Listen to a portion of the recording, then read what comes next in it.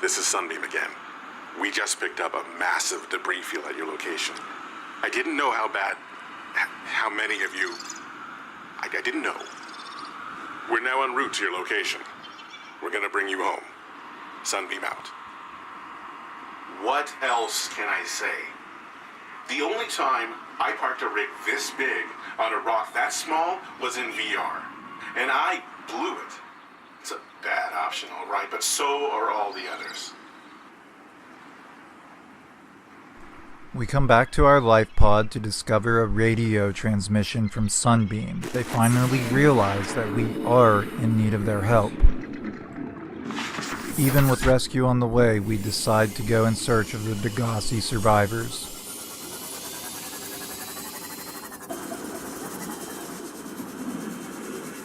It takes us quite a while, but we finally find it. A Jellyshroom forest in an underwater cave.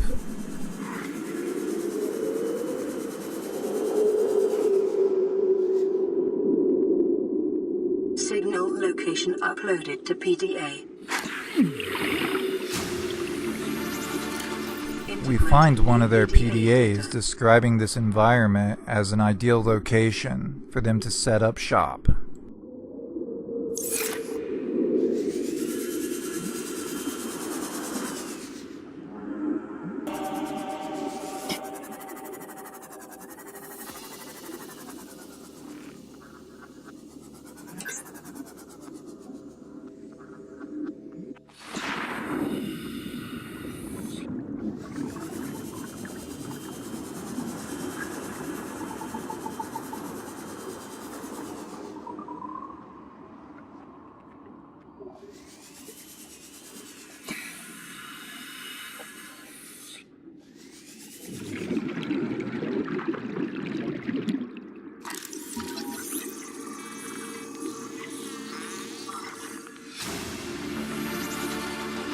New blueprint acquired.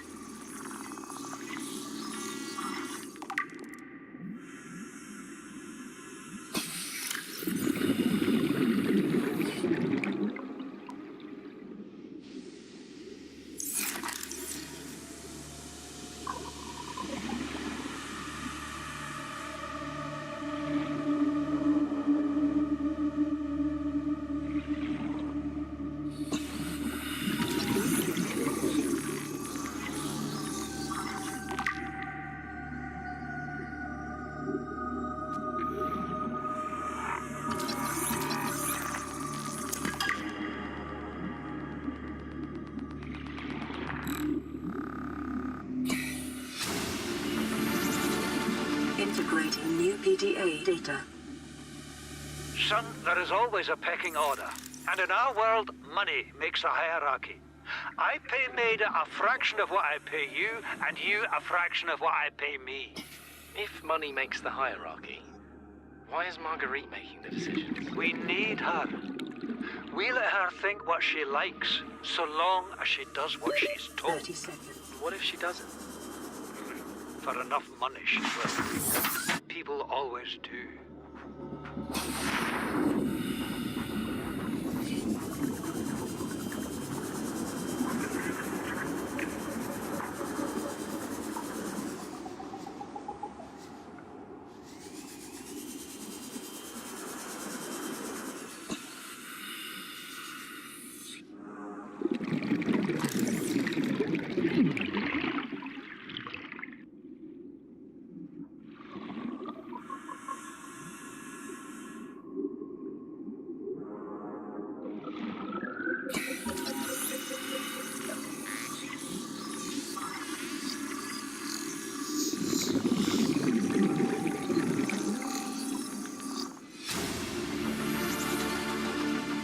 Blueprint acquired.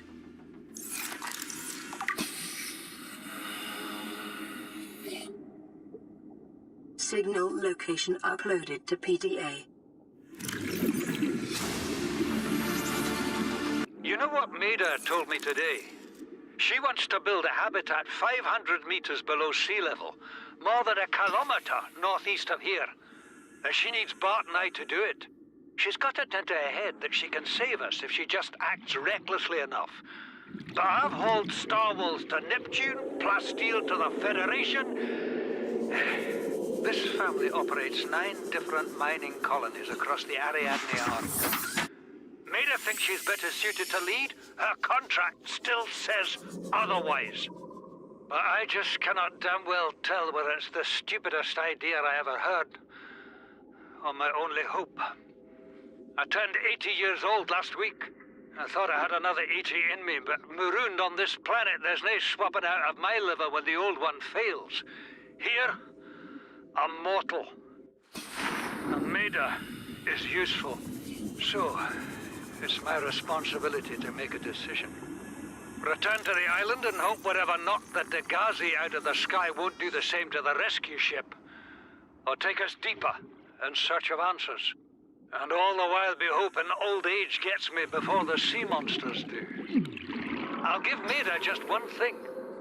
She was right about these caves. There's enough lithium there to fabricate 100 tons of plasteel. Enough for a damn fleet of Cyclops submarines. There was nothing anyone could have done to avoid crashing here. But I was right to order the detour. If we get off this planet, they'll be talking about the Torgal share price on the other side of the Federation.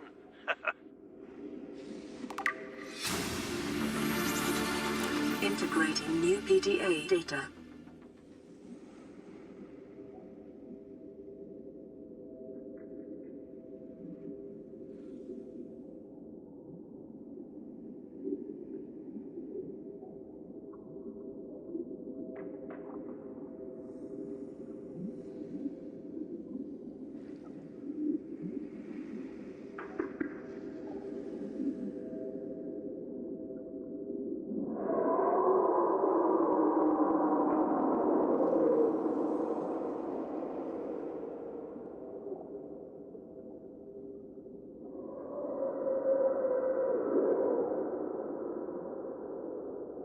I thought it might get claustrophobic living underwater. Father feels it is. He'd tell me it was childish, but I stare out the window and sometimes I think how lucky I am to see this world up close. Back on the island, I wouldn't have believed the creatures that live down here. The fish, they glow. There's one that's 90% eyeball. Snakes twice the length of a habitat compartment. Certainly, it's not all friendly. Most of the plant life is toxic. Learned that the hard way. But I've managed to coax some marble melons into growing indoors. And when they don't cover our dietary needs, well, we eat the fish themselves. It's a bit gross, but it's nothing they wouldn't do. I've been attempting to document my findings. Father approves. He says understanding is power. That the more we know about this planet, the more we can use it to our advantage. I'm just doing it because it's fun. It's not easy without proper equipment and network access, but the old-fashioned way, observing, taking notes, testing theories, shows me the world in a way a spectroscopic analysis never could. Lately, I've been watching the crab snakes. They ambush their prey as it tries to feed on the mushrooms they hide in. What they don't eat settles on the seabed, which fertilizes the mushrooms, which feeds the herbivores, and so the chain continues. Co-evolution gives me the fuzzies. Integrating new PDA data. Welcome aboard, Captain. Something incredible just happened. Since we're down here, I had this plan to build equipment and study the life forms we were encountering, but I didn't have enough enameled glass. So, I started looking for a natural substrate that would strengthen the glass we have, and those stalker teeth we've been finding fit the bill. Only, well, we needed more. That's when Marguerite got interested. She actually listened to me, more than I can say for Father. And I worked up the courage to talk about my more tentative theories. When I told her they were attracted to metal deposits, that their teeth get dislodged when they pick them up, her eyes narrowed and she dashed out of the room. 3 hours later, she came back, her pack loaded down with stalker teeth. I asked her about it. She shrugged and said my theories were good. Said she had the meeting out of the palm of her hand. I think she meant it literally. She is incredible. She went out to the kelp forest armed with just a heat blade and went fin to fin with a pack of stalkers. On the one hand, that is the coolest thing I have ever heard. On the other, well, I hope the stalkers didn't come off worse than Marguerite did. She had a huge gash on her forearm. I don't think things went as smoothly as she made out. And what's the point in surviving here if we have to kill everything that makes it so wonderful? I wish I knew more about these animals. But Father won't let me leave the habitat. Maybe with all this glass, we could build a containment unit and get up close to them. New blueprint acquired. Integrating new PDA data. 30 seconds.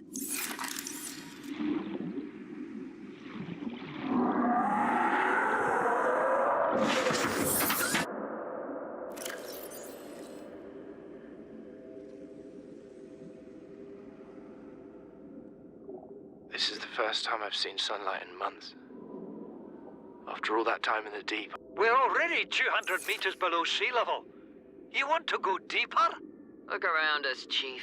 Water leaking through the hull, water outside the hatch. We're drowning real slow. If rescue arrives, whatever shot us down, it's gonna do it again and again until it's shut off. You see an off switch around here, Chief? Why would it any more likely be half a kilometer down? Your kid found something on the scanner. There's something down there. Something that shouldn't be. You're mad. I'm going all the same, and I've an idea you two are gonna follow. But if you do, be mindful. Your authority stopped at sea level. So the youngest Torgal found something on a scanner, even deeper down. We're gonna have to build the Cyclops or modify the Sea Moth to get down further and find out what they found.